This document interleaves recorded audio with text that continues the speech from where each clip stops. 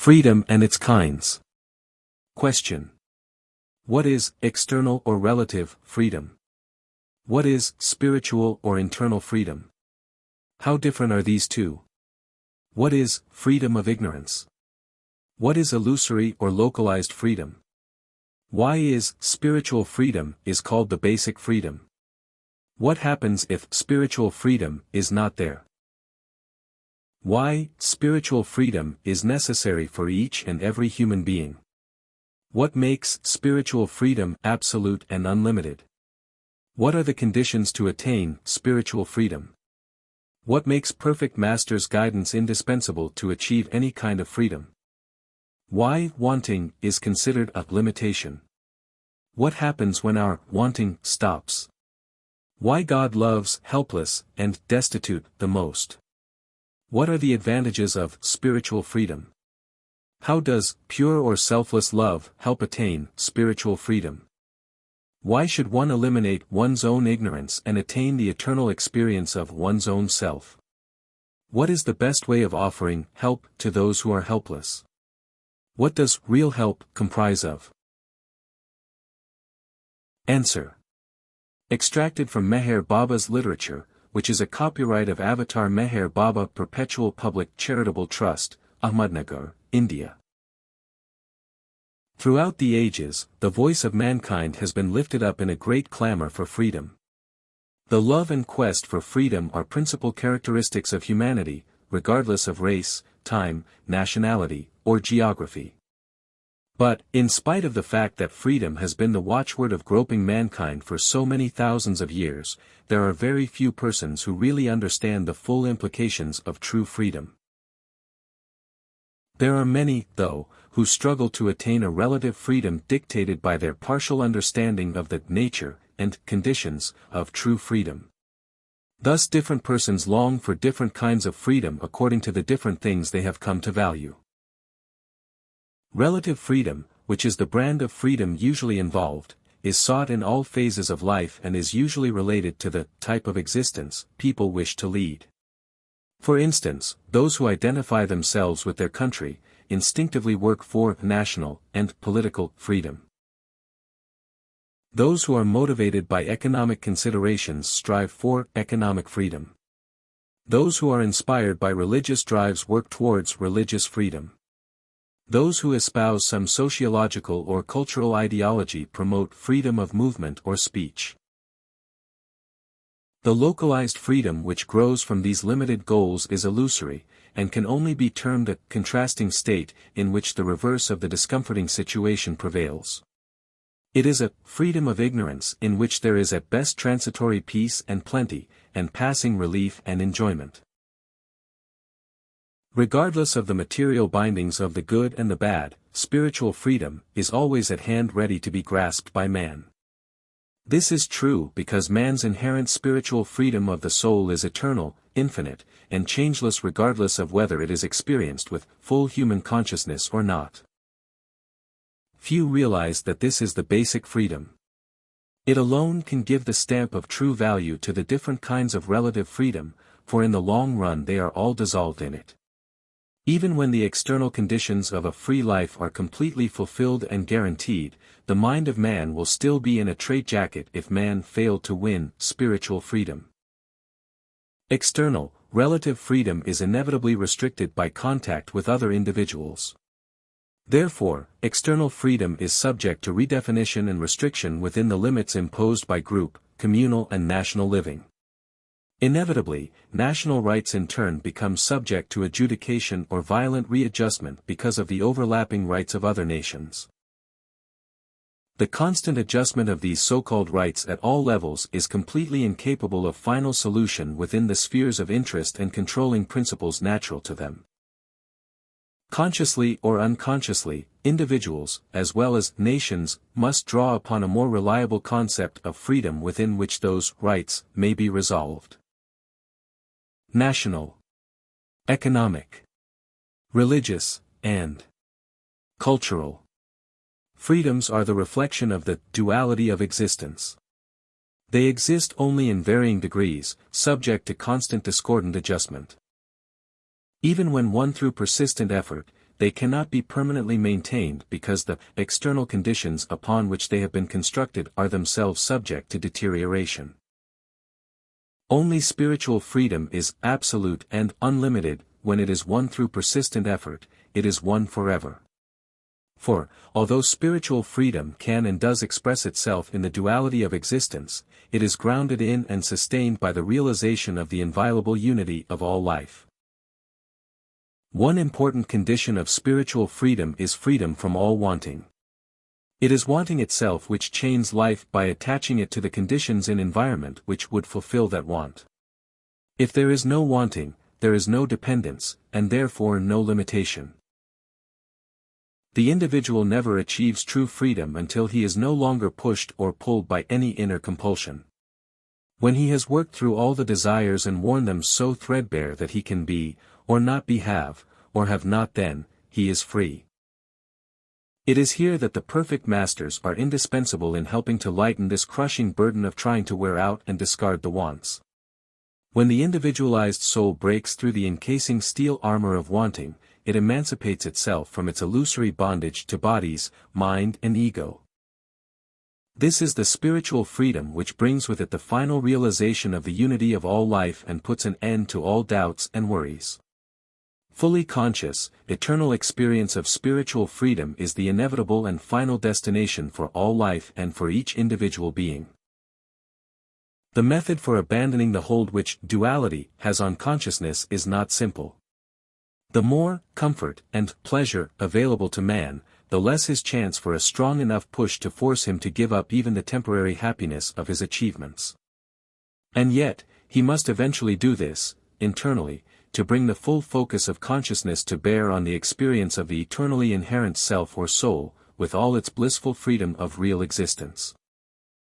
This is why God loves most the so-called destitute and helpless. The greater the helplessness, the greater can and should be the dependence upon God for his help, which is ever more ready than are the sincere and earnest wishes for it. The greater the bindings, the greater the chances for quick, permanent relief through fully conscious experience of man's own original and everlasting freedom.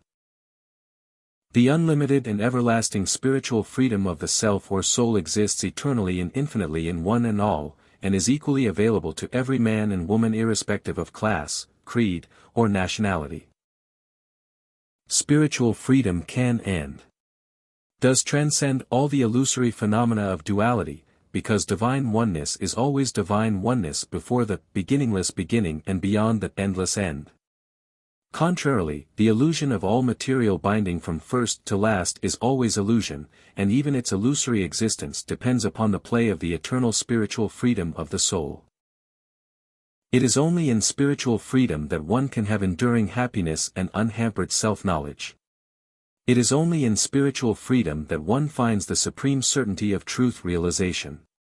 It is only in spiritual freedom that there is final end to sorrow and limitation. It is only in spiritual freedom that one can live for all, and yet remain detached in the midst of all activity. Any other lesser type of freedom is like a house built on sand, and any lesser attainment is fraught with fear of decay. There is no gift greater than that of spiritual freedom, and no task more important than helping others to find spiritual freedom. Those who have understood the supreme importance of spiritual freedom must not only strive for it themselves, but also share the God-given duty of helping others win it.